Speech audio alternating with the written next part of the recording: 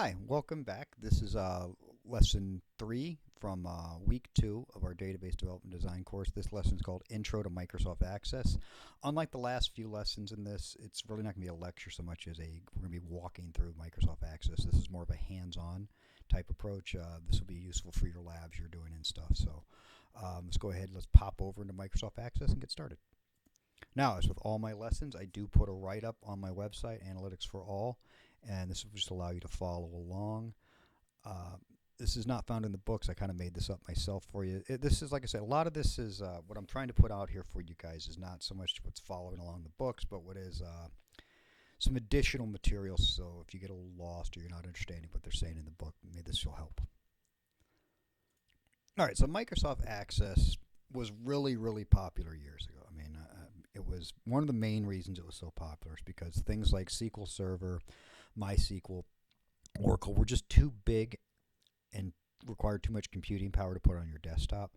So this came as part of the Microsoft Office suite, and people were able to build interactive databases they could work with, which allowed them to, a little more freedom to work with stuff, and you could even build your own input forms and your reporting and everything. So it's kind of an all-in-one thing for people who didn't, maybe didn't have access to an IT team to build this stuff for them. So it was kind of a self-service option. As you can see up top here, we open it up.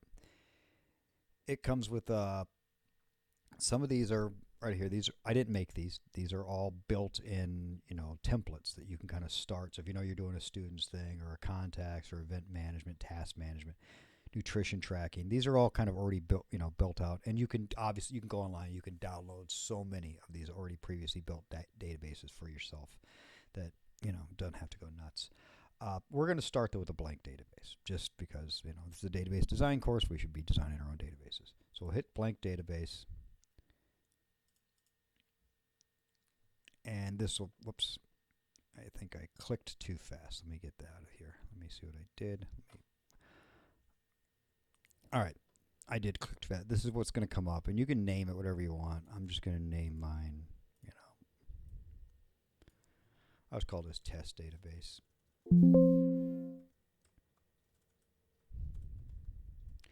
The ACCDB, that is the file format that's going to be saved in. That means it's access file. We just hit the create button. And there we go. All right, so first thing I want to show you is, and let's see if I can fix my screen here. I'm going to zoom in. Okay, that's a lot better. All right, first thing happens, you open this up, it comes with a table. You're going to open to a brand new table. You can just delete this table, move on with your life, or we're going to start with this table. And this table started with a column called ID. And this ID, if we look down, it's what's called an auto number. And what that means is every time I add a new row, it's going to auto increment a number. So it's going to give us an ID like we talked about in the earlier lessons. When we're splitting the tables up, we need an ID, a primary key. So that's going to work as our primary key, and that's why you got this, little orangish, yellowish thing here. That lets you know that's your primary key. So if we want to add a column, let's go ahead and we'll add a column here, and we're going to add this column. Now see how here's your options. You've got, short text, number, large, currency, large number. These are the options you have. Auto number doesn't appear here because it's already being used here. So, but short text is anything up to 255 characters.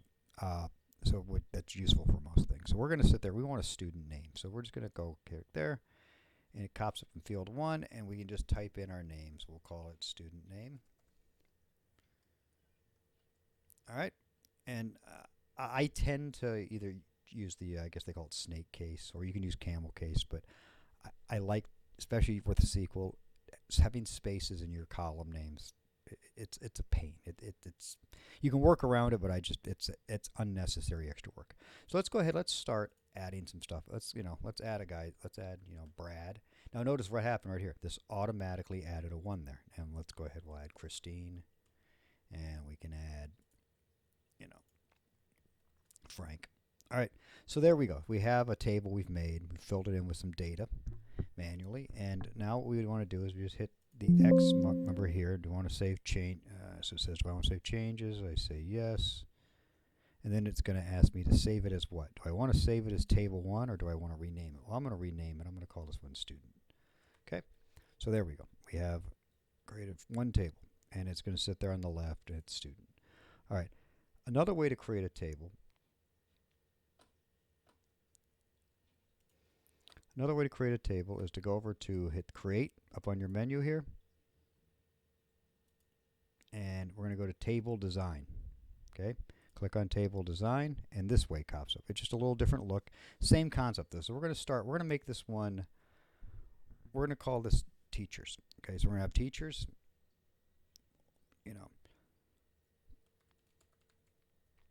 and the first data type, actually no, let's make this one, classes. So we'll have a class ID. And this first data type, because I want this to be my ID, is I'm going to make this one an auto number. Okay, and I'm going to make it an auto number. Then I'm going to also right click here, and I'm going to make it my primary key. Okay, because in Access, you have to have a primary key in every table. You do not in a regular database. It's a good advice, but you don't actually have to in Access. You have to have a primary key. So then we'll go class name,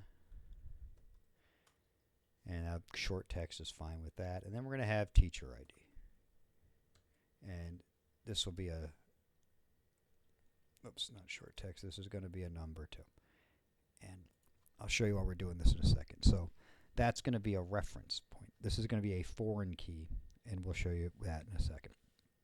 So there it is. We've created this table. And again, just close it out. It's going to ask, hey, do you want to save? Yes. What do I want to call it? And we'll just call this class.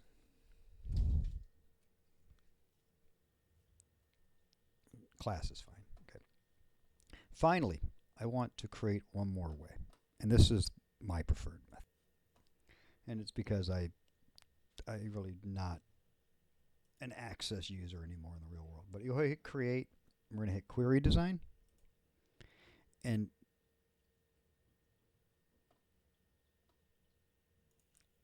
then we go up here to the menu for ribbon for query design. And it comes down here. If I can get it to come down. And you'll see SQL view. This is what I want. I want to hit SQL view. And I'm just going to put in some SQL code instead of having to go through and work it the way I was doing before. And the SQL code's pretty straightforward for you here. I'm going to say create a table teacher. First thing's going to be teacher ID. It's going to be an integer. An integer it's a data type. It's a very popular data type in programming and databases. I'm sure you guys have seen it in computer science, but if you haven't seen it, an integer means a number with no decimal points behind it. So a 1, a 2, a 3, those are integers. 1.6 is not an integer. That's a float or a real number. There's other things you can call it. And I recognize it as the primary key. And then I'm going to say teacher name is a varchar, which is a variable of characters, which is a string, which is the same thing as we put in the short text at 255. So we hit this and our query design button here, and we run it. And we hit run. And now you'll look here. I've got a table now called teacher because I created it using query and using SQL instead of having to go through clicking on boxes. And I can double check on it, and there we go. And I can just put some IDs in here. I can say, ID 1, teacher's name is, Paul. ID 2, teacher's name is Ben, It's pretty simple. Close it out. We're good, Close out the query. No, I don't want to save the change. It's asked if I want to save changes. I don't. Let's go ahead. Let's talk about making a relationship because this is a relational database. So we're going to go up to Database Tools, and we're going to click on the relationships. All right. So what I'm going to do is just really simply, the relationship I built was between, if you remember class, if I drag it over, I have a teacher ID in class, and I have a teacher ID in my teacher. And now my teacher ID in teacher is my primary key, while my teacher ID in class is going to be a foreign key. So from here, we're going to go back up into our relationships design, bring that down, and we're going to edit relationships. Okay. So this window is going to pop up, and you're like, I can't do nothing. It's because there are no relationships in there right now to edit. So we have to create a new relationship. Okay. So we're going to create this relationship, bring this over, and the left table name. And I try to do that. It doesn't really matter. Personally, what I like to do is the left table name is the one's going to have my foreign key, and I put the right name in the one that's not. So the left table name will be class, and the left column is going to be teacher ID, and the right table name is going to be teacher, and the right column name is going to be teacher ID. And it doesn't really matter which way you do it. It's just for me visualization. Now you'll have it pop up in here, and you'll see it. And you could, at this point, you can make changes, but it wouldn't want to because you've got the right thing. And we can click Reinforce Referential Integrity. And relationship type is one-to-many. And that's important, and we're going to get into cardinality. We did a little touch on cardinality. And the reason for one-to-many is because, one, you can only have, teacher me, Ben, number 2. You can't be another one of me. There can only be one of me. I only exist one. However, I can teach multiple classes. So you can have my ID appear multiple times in the class list. But you're only going to see my name once in teacher ID. So that's why we have relationship type of one-to-many. In reinforce referential integrity, what that means is, I'll show you in a second, actually. We're going to create this. Okay. There we go. Good. Okay.